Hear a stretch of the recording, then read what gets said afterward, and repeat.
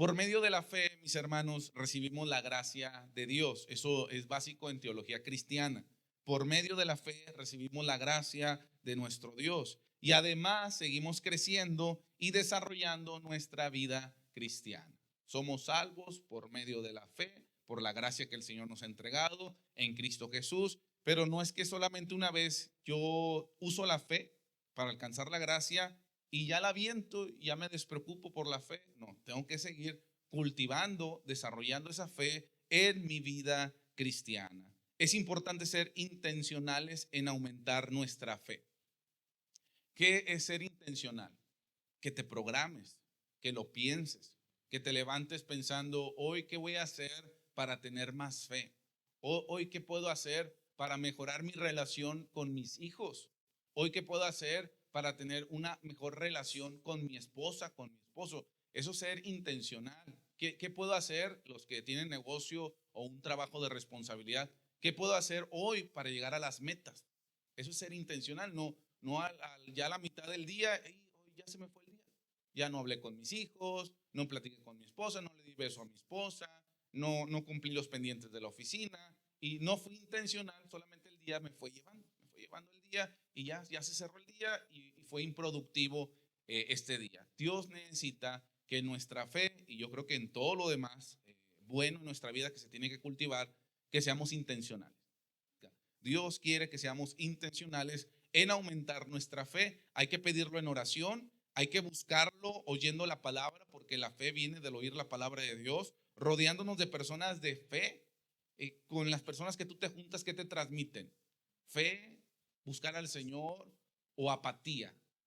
De por sí a veces batallas porque eres medio flojillo y luego te juntas con uno más flojo que tú, ¿no? Ya sales con las pilas bien bajas, ya menos quieres venir a la iglesia, menos quieres leer la Biblia, te estás rodeando de gente que te impulsa, que te aviva, que dice, wow, o sea, esto me inspira, quiero avanzar, como el testimonio que teníamos en varones, el invitado que trajo el diácono. Cuando tú ves ese tipo de gente que incluso a veces está pasando pruebas más difíciles que las que tú has pasado en toda tu vida, no ni siquiera los momentos más difíciles que te han pasado, no, en toda tu vida no has vivido lo que esas personas han vivido y se han mantenido en fe. ¿Qué te transmiten?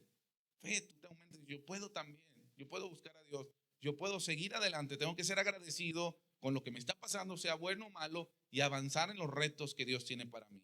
Hay que pasar con éxito las pruebas de la vida. Cada vez que uno pasa una prueba, su fe se fortalece. Si no pasas la prueba, mi hermano, con éxito, a lo mejor la pasaste, sobreviviste, pero por la misericordia de Dios, pero realmente no la pasaste. Y mientras no la pases, tu fe no se va a desarrollar y no va a avanzar. Aquí en la escuela mexicana, en las escuelitas, nos pasan, bueno, ponle 6, ponle 7 en la pandemia, no reprueben a nadie. Y todos pasaron y sabían leer y todos pasaron. Y hasta en universidad. Y todos pásalos con 6, con 7. Dios no es así, de pobrecito mi hijo, cabezón, nunca entiende. Pues pásalo, aumenta su fe así nada más, porque sí. No, tiene que pasarla y si no se va a regresar. Y ahí tenemos el ejemplo de 40 años en el desierto. Y no avanzaban y no avanzaban y no avanzaban hasta que se levantó una generación, dice la escritura, entendida. Una generación obediente que quiso conquistar con Josué, con Caleb, y Moisés desafortunadamente también se quedó a lo lejos. Vio la tierra desde el monte y dijo, ahí será la tierra que van a conquistar, pero tú no vas a llegar. Que Dios nos ayude a tener esa fe para poder pasar las pruebas y que nos podamos desarrollar en nuestro carácter, en nuestra vida cristiana. Pregúntale que está a tu lado, ¿cómo andas en los exámenes de la vida? ¿Cómo andas en los exámenes? Todo reprobado, hermano. Pásenme con 6, pásenme con 7. Yo creo que esa es la gente que quiere una oración, quiere una iglesia, que es bueno orar, imponer manos, aquí lo hacemos, ahí creemos en la imposición de manos, pero una imposición de manos y una oración de un ministro o de un líder, de un diácono, no te va a brincar al siguiente nivel. Y es lo que muchos quieren. No es que yo voy a pasar o van a orar por mí, me voy a caer, voy a llorar, voy a brincar. Y esa oración me avienta al segundo nivel, como que me dieron el acordeón para pasar el examen. Y ahora ya voy otro. No. El Señor nos pasa por pruebas, nuestra fe es acrisolada por el fuego Y si la pasas con éxito, vas a aumentar tu fe, vas a seguir adelante, moverás montañas, pero no es una montaña chiquita y lo vas a hacer una montaña más grande y vas a saber que Dios está contigo. Si estás dando vueltas y vueltas y vueltas, a lo mejor quiere decir que no pasas la misma prueba y estás ahí dando mismos ciclos. Necesitas pasar con éxito. Sea agradecido en medio de las pruebas. Pregúntale al Señor, ¿por qué siempre me está pasando esto? Ayúdame a quitar este ciclo. Ayúdame, Señor, a avanzar. Que me vengan otros tipos de pruebas, pero ya me cansé de la misma prueba. Que vengan otras pruebas a mi vida. Y eso, los líderes nos damos cuenta de muchas situaciones en la congregación. Y viene el hermanito y dice, otra vez lo mismo, y otra vez el mismo problema. Sí, y así puede estar 10 años, 20 años. Tiene que pasar con éxito esa prueba para que aumente su fe y su carácter cristiano. Ahora, mi hermano, las manifestaciones espirituales también aumentan nuestra fe. Descubrimos que Dios es poderoso e interviene en nuestra vida. Cuando hay una manifestación espiritual, la gente piensa que ya van a otra etapa o porque ya oraron por ellos, ya el Señor los levantó a un segundo o tercer nivel. Incluso me he dado cuenta que algunos que tienen una experiencia sobrenatural, desafortunadamente a veces se llenan de soberbia. A veces piensan que son más o que ya son mejores cristianos. No, lo que está pasando es que el Señor está demostrando que Él es real y se está manifestando en tu vida. Y muchas veces te está liberando, te está sanando, te está operando. No es que te esté llevando a un lugar de honor, no es que te está levantando tu carácter cristiano, está haciendo obras en tu interior. Qué bueno que haya manifestaciones espirituales, las necesitamos y eso aumenta nuestra fe porque descubrimos que Dios es poderoso y puede intervenir en nuestra vida, en nuestra realidad. Hay gente que piensa que Dios solamente es algo figurado, es algo espiritual, algo que no se percibe en nuestra realidad física. Pero los que hemos caminado ya tiempo con el Señor sabemos que Él interviene en este mundo material. Él interviene en nuestra salud, Él interviene en el dinero, Él interviene con tus hijos, en tu matrimonio, hasta en un accidente. Dios nos ha librado de accidentes, ¿verdad? Él está con nosotros, Él interviene. Tenemos un Dios que es real en nuestra vida. ¿Cuántos dicen amén a eso? Por eso las manifestaciones aumentan nuestra fe. Y hay gente que desafortunadamente no ha creído a la voz de la palabra, no ha creído a la voz del evangelio, esa que clama en el desierto y pide que hagan sendas derechas, no han hecho caso. Pero viene una manifestación de Dios y se empiezan a topar con la realidad de un Dios todopoderoso que se manifiesta en la Biblia, se manifiesta en la iglesia, pero también en tu trabajo, también en un accidente, en una enfermedad, en la vida cotidiana, en nuestra propia realidad. Pues mi hermano, si todo lo material vino de lo inmaterial, todo lo creado físico fue creado del verbo de Dios, vino primero de lo espiritual.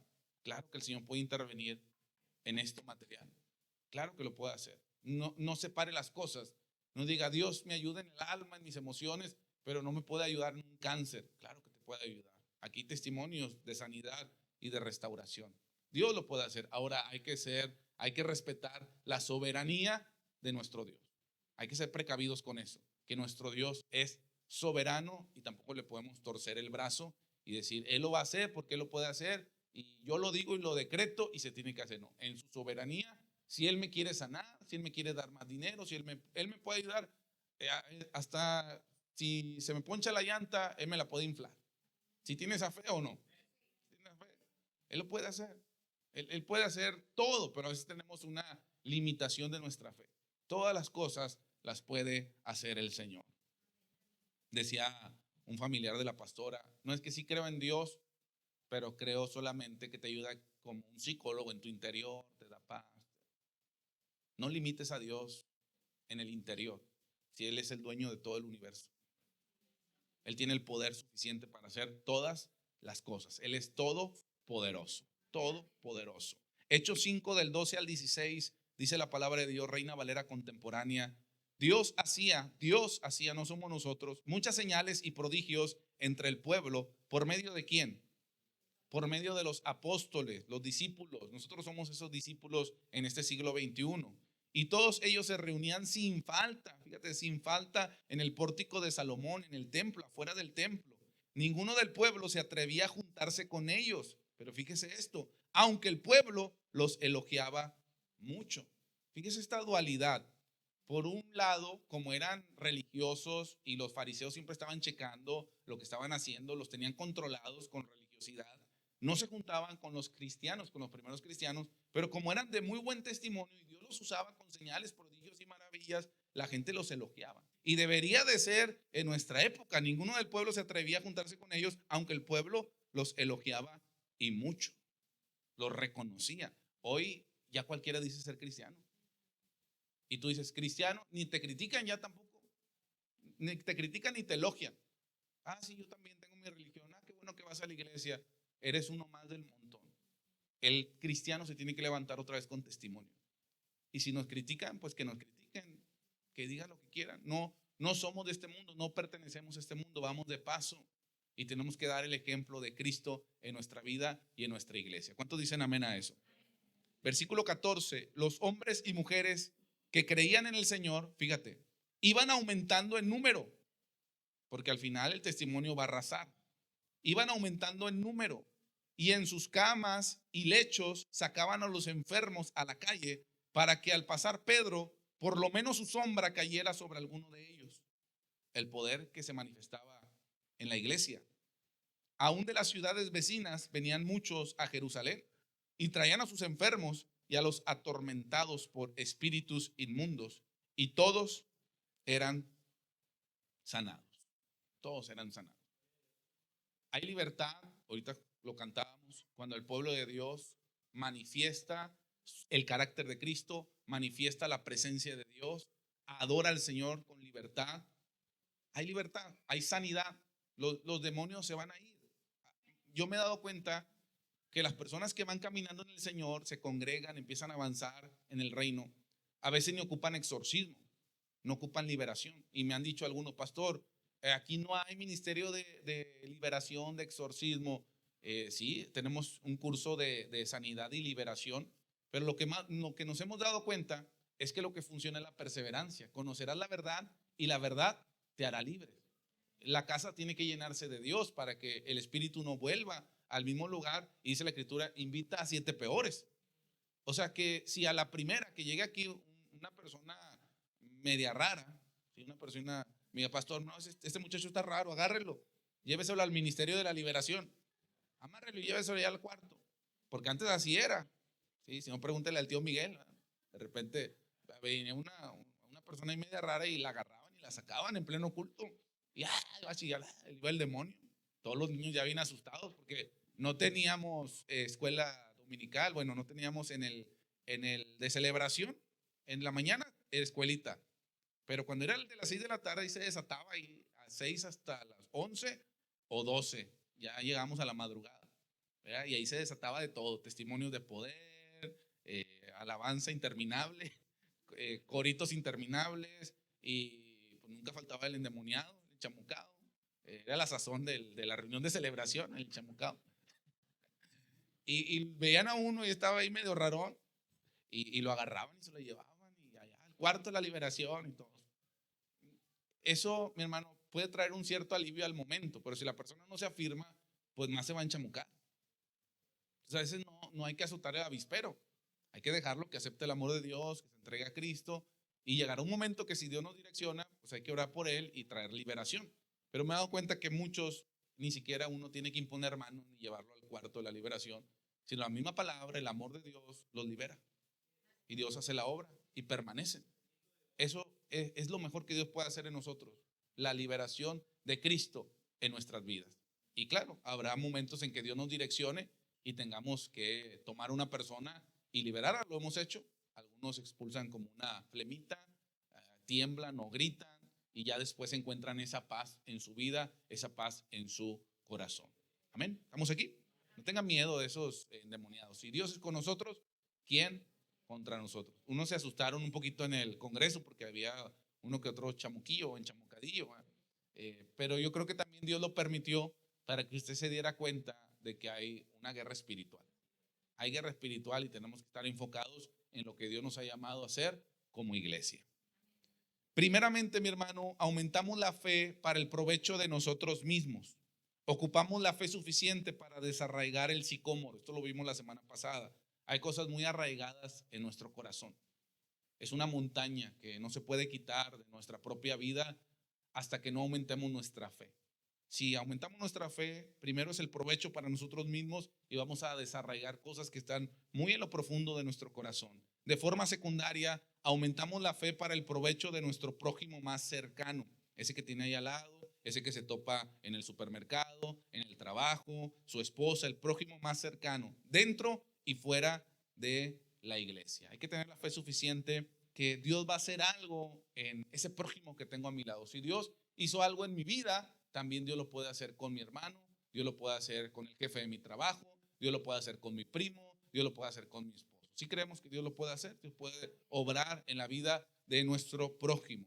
Hay personas que ya se dieron por vencidos.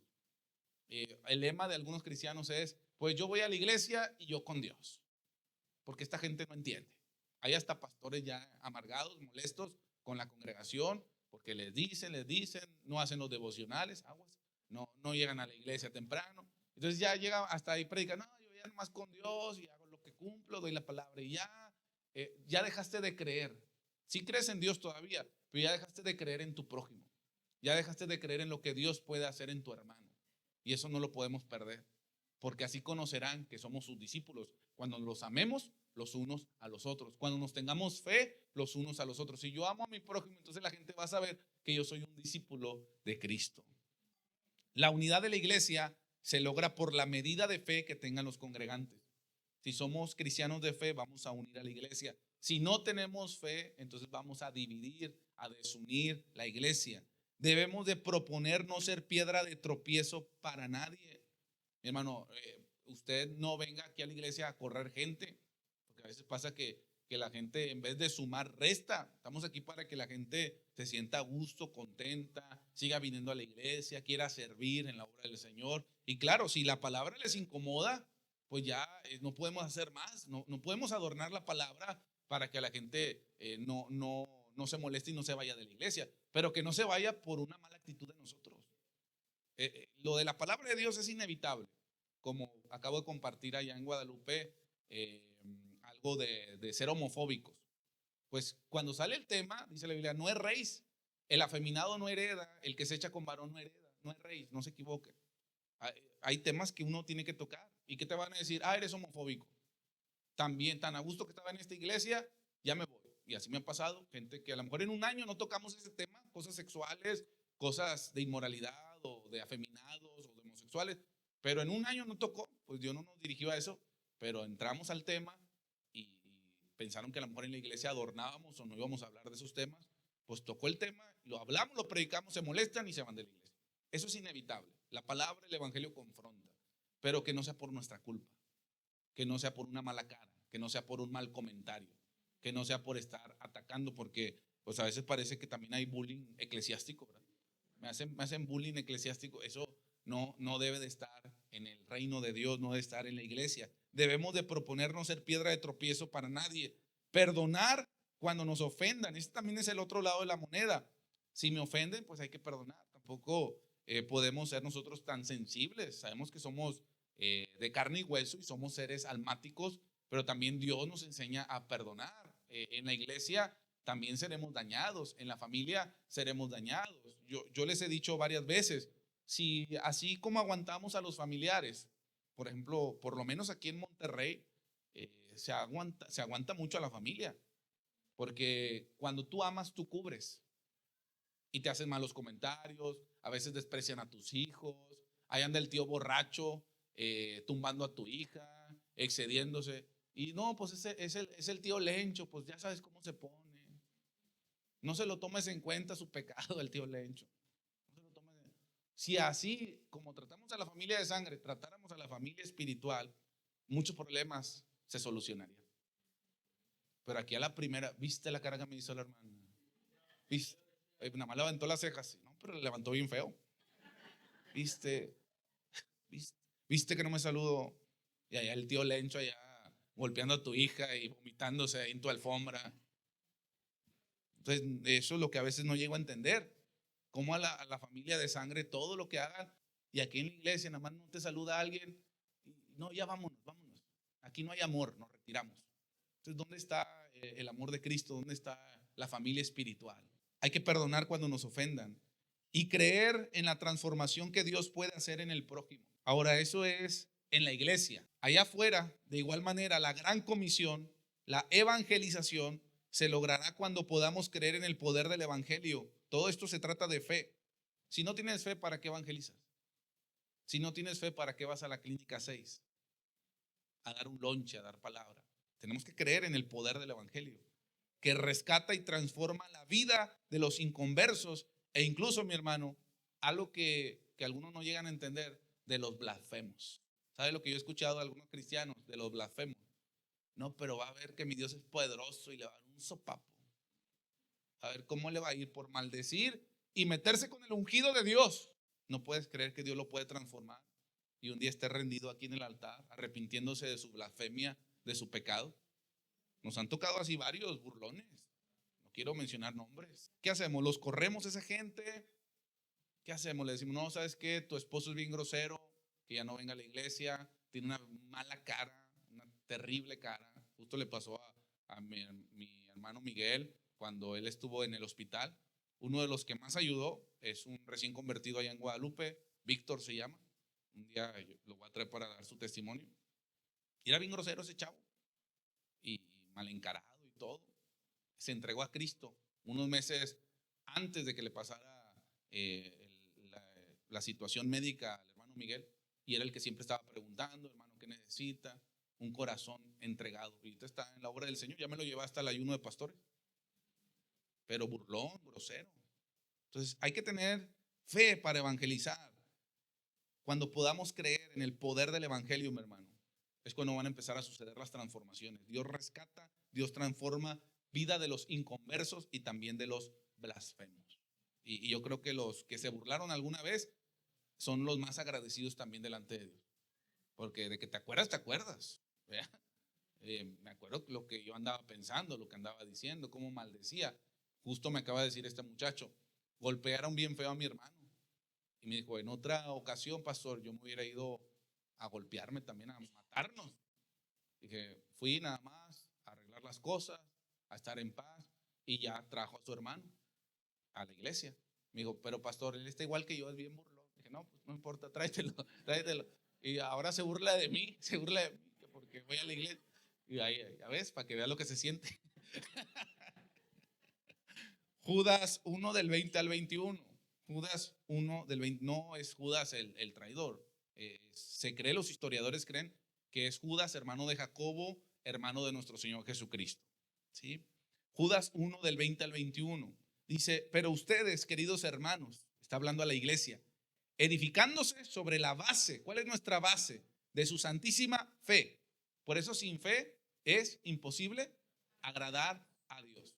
No tenemos nada. No puedes hacer nada. Es la base y es santísima. Santísima, o sea, tenemos que apartarnos para el Señor. Y orando en el Espíritu Santo va ligado la fe, va ligada a la oración y va ligada al poder de las manifestaciones del Espíritu Santo. Y luego dice, manténganse en el amor de Dios. Todo este pasaje me gustó mucho porque es un resumen de todo lo que hemos estado viendo, todos los principios. La fe me lleva al poder de Dios. La oración en el Espíritu Santo. La fe me lleva a amar, a mantenerme en el amor. Y entonces puedo amar a mi prójimo. Por eso los discípulos le decían, pues sí, vamos a perdonar y amar, pero aumentanos la fe. Porque así, con nuestro carácter, pues Pedro andaba mochando orejas. ¿Usted cree que iba a poder?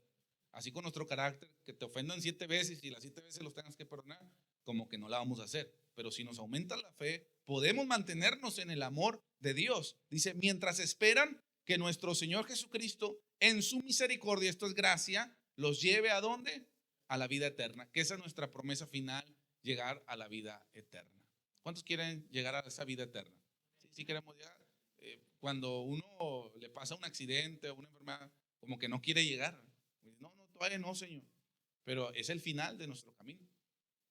Cuando Dios nos llame, usted acéptelo, cuando sea su voluntad. Señor, es el tiempo, adelante, iré a la vida eterna. Esa es la esperanza final que el cristiano tiene. No sabemos a qué edad nos vaya a llamar.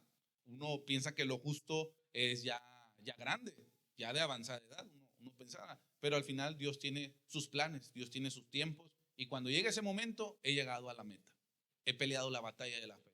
He continuado este caminar cristiano, mi carácter cristiano. No he sido perfecto, pero lo he intentado. ¿Ahora qué me espera? La corona de justicia. Me espera esa vida eterna de parte de nuestro Señor Jesucristo. ¿Lo creemos? Porque si no lo creemos, vamos a aferrarnos a esta vida. Ahora, le digo algo que nos puede pasar a esta generación. Tal vez Dios nos jubile antes y firma, y al toque final de la trompeta, los muertos en Cristo resucitarán, y los que sigamos con vida seremos arrebatados en los aires. Y ahora sí, mi hijo, se jubiló antes y vaya a la vida eterna. Nos puede pasar a nosotros, o podemos seguir siglo XXII, siglo XXIII, siglo XXV, no sabemos, porque el día y la hora nadie lo sabe, pero las profecías ya se están cumpliendo, y nosotros tenemos que estar esperando a nuestro amado. ¿Cuántos dicen amén a eso? Hay que aumentar la fe para nuestra propia vida cristiana, aumentar la fe para el beneficio del prójimo. Dios puede hacer algo con el prójimo. Y finalmente, con esto voy a cerrar, finalmente aumentar la fe para el extendimiento del reino de Dios. Diga conmigo, el extendimiento del reino de Dios. Y la escritura dice que el reino de Dios no solo consiste en palabras, sino también consiste en poder. La palabra sabemos que es Dios en nuestra vida hablando, es Dios hablando a través de la predicación, cuando lees un salmo, cuando lees el evangelio, cuando lees el Apocalipsis, pero esa palabra va acompañada de poder. Y el reino de Dios trae poder, y el reino de Dios arrasa todo poder de las tinieblas. Y creo que esta palabra final, mi hermano, es para esta iglesia. Dios quiere que tengamos la fe suficiente para extender el reino. Pero para que lleguemos a ese punto final, usted primero tiene que aumentar la fe para usted mismo. El siguiente peldaño, aumentar la fe para su prójimo, creer en el prójimo, en su hermano, en su esposo, en el más cercano, en su compañero de trabajo. Y por último, mi hermano, lo que estoy cerrando este sermón, aumentar la fe para extender el reino de Dios. Uno no puede extender el reino de Dios si no crees lo que Dios puede hacer en ti. No puedes extender el reino de Dios si estás peleado con tu hermano, si desconfías de tu hermano, porque somos un equipo. Yo no puedo extender el reino solo. Un pastor no puede estar solo. Un evangelista no puede solo. Una líder de mujeres, un diácono, nadie puede avanzar en el reino de Dios y extenderlo solo. Es en equipo. Y para eso hay que aumentar la fe propia, la fe en el prójimo, y finalmente una fe para decir, hay que extender el reino de Dios. Hay que levantar el reino de Dios. Él nos ha dado un reino inconmovible. Nadie lo puede mover, nadie lo puede destruir. Ni las puertas del infierno prevalecen contra el reino de Dios, contra su iglesia. Ahora la pregunta es, ¿tendremos esa fe suficiente